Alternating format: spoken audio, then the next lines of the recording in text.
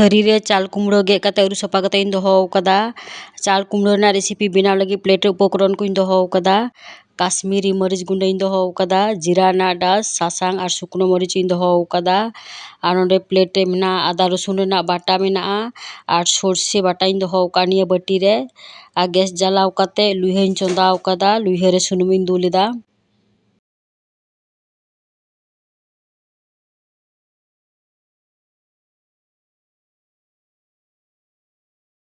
सुनुम ललयना कालो जिराइन फोड़नेदा नितोग दो।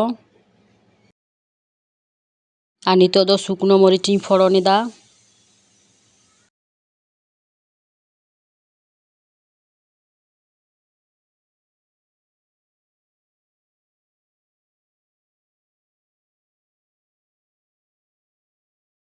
आदा रसुन ना बाटा इन लगावा कना नितोग दो और मजते घंटा हुआ।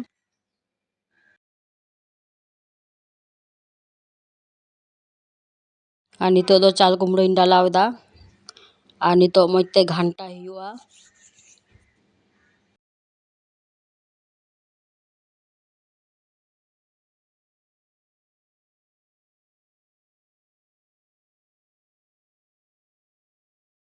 और नितोग दो ढाकना ते इन ढाकाव का कना।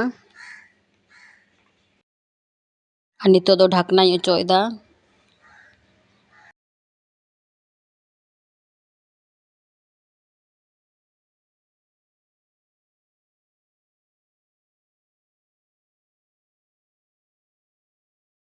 दो सासांग इन लगावा कना।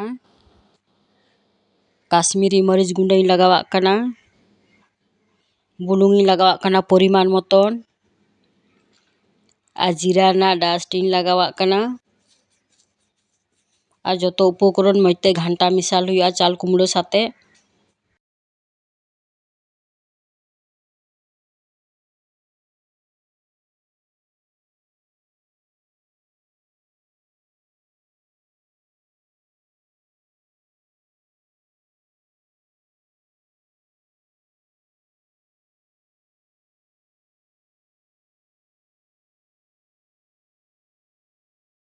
और नितोग दो ढाकना ते इन ढाकाव का कना। और नितोग ढाकना इन ओचोएदा।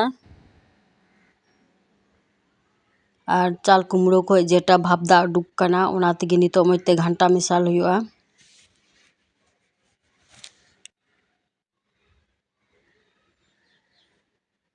और नितोग दो नासिया दा इन दुला कना। दा दुल कते आबार घंटा मिसाल कते ढाकना ते इन ढाकाव का।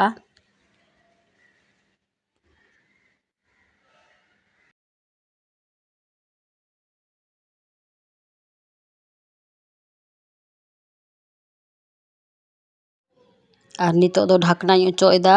और चाल कुमड़ो रे जेटा दा इन लगाव दा थाना ओना जतो आंजेद चाबायना। और नितोग मजते जतो उपकरण साथे इन घंटा मिसाल केदा।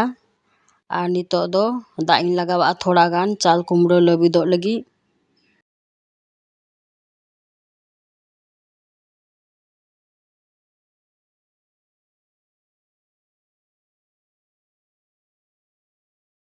दा लगाव कते आबार नासिया घंटा मिसाल हुआ। और नितोग दो ढाकना ते आबार इन ढाकाव का।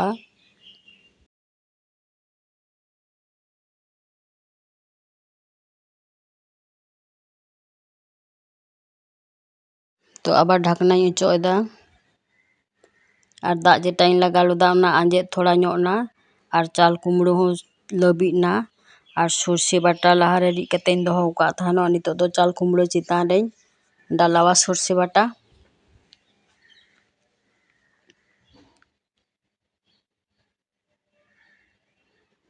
सर्षे बाटा लगाव कते नितोग आबार मजते घंटा मिसाल हुआ चाल कुमड़ो। और नितोग आबार ढाकना ते इन ढाकाव का।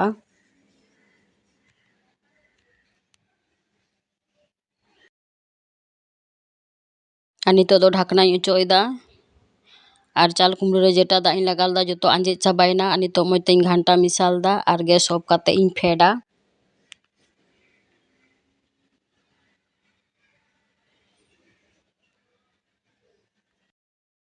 सर्षे बाटा दिए चाल कुमड़ो ना रेसिपी इसिन केदा। नेल तो अडी सिबिल नेलोग कना और अडी सिबिल सो कना।